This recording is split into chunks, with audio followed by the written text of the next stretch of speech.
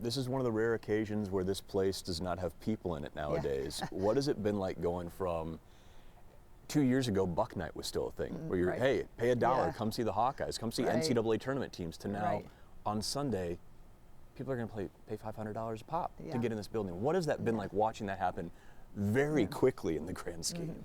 Yeah, you know, I think the word that keeps coming up is gratitude. You know, we've been, you know, Lisa, Jenny, Fitzgerald, and myself been coaching a lot of years, way back at Drake, where you speak to any and every Rotary Club, church group, anybody that'll listen, to come and just, you know, just give your team a glance, because they're working so hard and they're chasing dreams. And to me, there's few things in life as cool as watching someone chase a dream.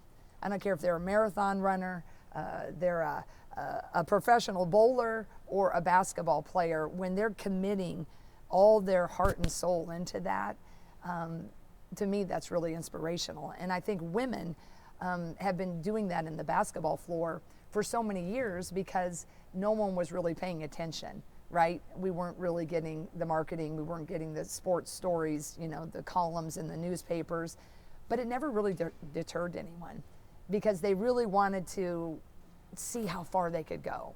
And regardless of how many people were in the stands, we wanted them, but the ultimate goal was to cut down that net.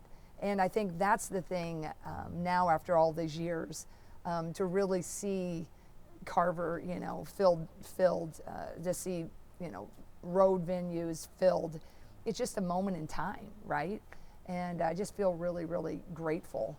And you know, even though we had those special promotions a couple of years ago, with Sam Logic, you know, her senior night, we had 13,000 here. The Megan Gustafson era, you know, we sold out, I think, that NCAA tournament. Caitlin, you know, this last year. So the foundation has been here. And, you know, I think that helped a kid like Caitlin really ignite it to this type of level. Sure. And the foundation doesn't just get laid in the last few years, certainly. I mean, we're going back. One of the beautiful things about seeing what's happening now and thinking about what it can mean for the future is going back to the past and having names like Lynette Woodard come back up, and Pearl Moore, and understanding what the AIAW was and how that eventually led into the NCAA, but how these names have kind of been lost to time, unfortunately, in a very relatively short amount of time. What has it been like hearing those names come back up, having people come out here to see the present and think about the future, but then start reconnecting to a past that I'm sure inspired you to be the player you were? Well, actually, Lynette Woodard was a Kansas University great, and when I was being recruited, Kansas was amazing, and Lynette was amazing, and she was a Harlem Globetrotter and I think an assistant coach, so she was recruiting me, and she was really cool, right? And I think that's the thing. I would argue that probably women get that a little bit more than men, that we've all been standing on a lot of shoulders of those that have come before, and you know, sitting in, you know, the house Christine Grant built to a degree, right? All the things that she did for Title IX, and just the timing of her being at the University of Iowa, in the state of Iowa, which has historically really supported girls in sport, you know, with the Iowa Girl, the Girls Athletic Union. My grandmother was in the Hall of Fame, and she was the MVP of the 1921 state tournament, right? A lot of states don't have that history. So there's been pockets where Iowa's been really progressive. And then you have different iconic figures like Christine Grant coming through to really try to change the landscape. And it's, you know, taken her some decades, right? And boy, I'm sure she's smiling down seeing these sellouts. So then you have those names that it's fun as a coach to, you know, I see the debate a lot, you know, like Lynette Woodard, you know, it's her record, you know, the NCAA isn't recognizing what the AIAW did and so forth. And regardless of what happens with that is, you know, her name, there's putting some respect on her name again for those that, you know, didn't really care or follow way back then. So that feels good, I think, as a coach, and I know Lisa and Jenny being long-timers would feel the same way, that's kind of a byproduct of, you know, this new amazing generational talent.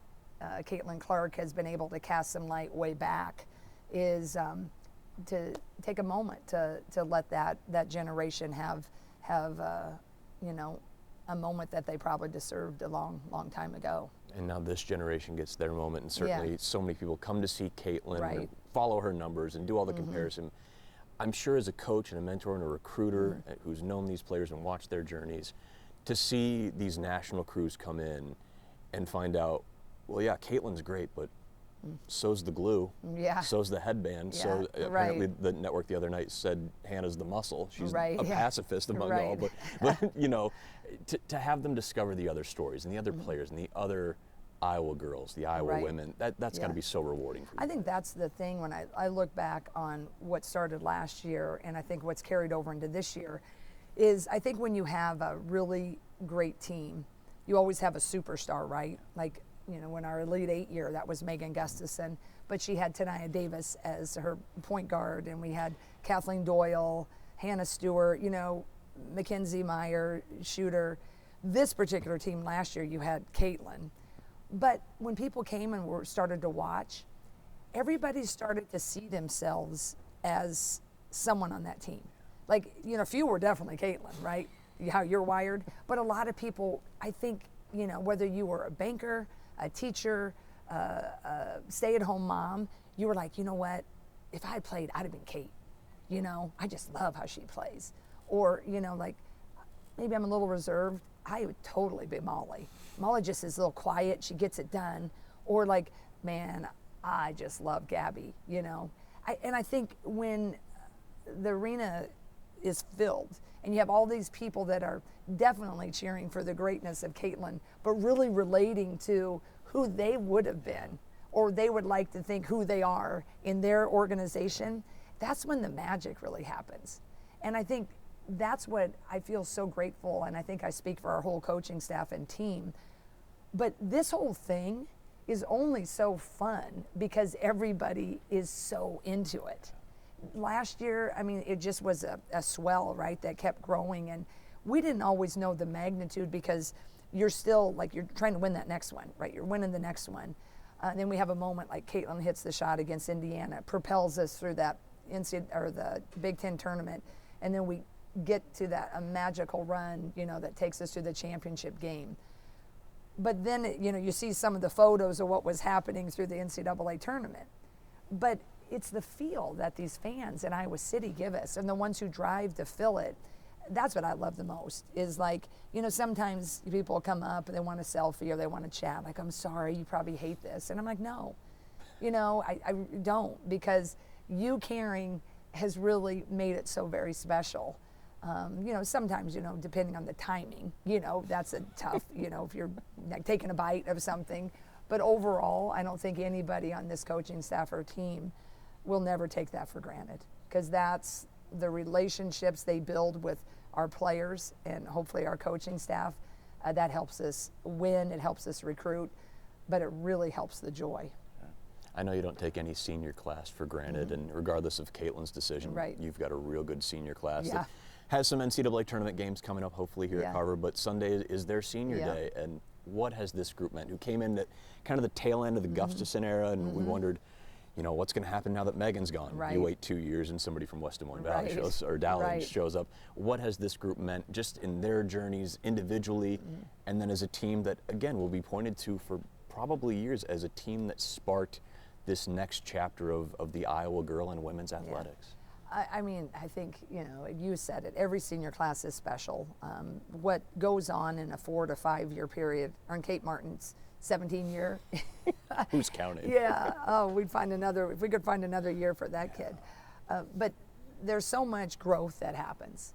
And the thing that's cool about being a coach is you're really, you know, you bring them here to help them become a great basketball player, but really what we're charged with is to help them become I think a really confident leader and a wonderful human being, that all the disappointments and all the successes help shape them to go out into the world, to be stronger and to lead and to be able to make a difference. So regardless if you get championships or Final Fours or not, that senior day is always emotional because you truly are family, right? Then it just becomes up a notch when there's so many storied moments that so many people have shared in. And the only way you get all the sharing it is when the platform got bigger and bigger. And I think that's what these kids will be a part of. You know, because Kate Martin was part of that Megan Gustafson era. And so she got to see and taste it, and she'll tell you she got to look and watch, and what did success look like, and what did leadership look like. So she was busy taking all those mental notes when she couldn't play. And then, you know, Kate got charged with really being the leader and really having to manage just such a different team. Because Caitlin's, you know, was just a rocket that was shooting into orbit, and there was a lot that had to be managed. So I think, you know, I've often said that I don't know if we would have had the Caitlin without the Kate. And I think that Caitlin would agree with that.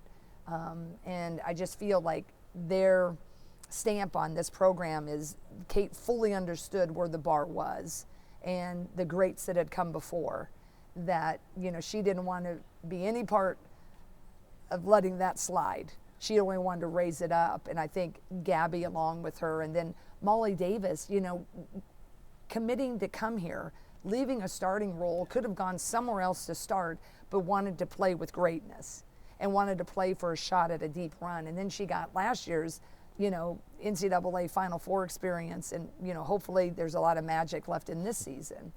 But those types of decisions, and then to meld that into a team, and those guys have given us their blood, sweat, and tears. And then Caitlin, you know, coming to Iowa and you know, uplifting everyone, and, you know, and just, you know, making her mark here in so many ways.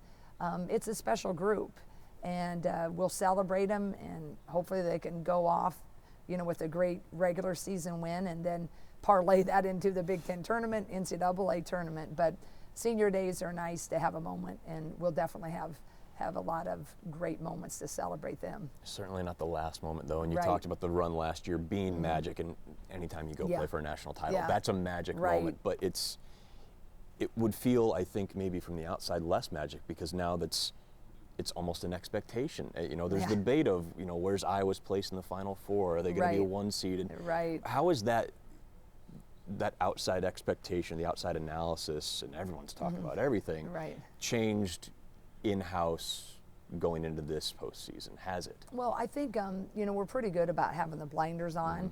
I think this particular year, you know, it's just uncharted territory, as was last year. But last year it was new for everyone. And then you get a taste of it, and then it looks easy, and it looks simple, and it looks like, you know, well, they can do it again. After we lamented collectively that we lost Monica and we lost McKenna, well, then when we had some success, well, then it was like, well, it is going to happen, right? And then when there's dips and there's turns, and there's such a spotlight, you know, the good and the bad of rising is you get everybody's opinion, and you get a lot of help in how it should be done, or how a kid should be play. So we've had a lot of discussions about, you know, we try to remind them to stay off social media, to really, you know, keep your circle tight. But, you know, I think everybody watching, it's hard for anybody to get off social media. There's a pull for that, and a lot of it's good. You know, you're keeping in contact with friends on Facebook for the older folks, or the Instagram. You get your news maybe from a Twitter, and so the temptation is there to, you know, see the comments. And you know, I just think that that's where the world, you know, and everything, we can debate that. You know, everybody likes to throw their comment on that social media.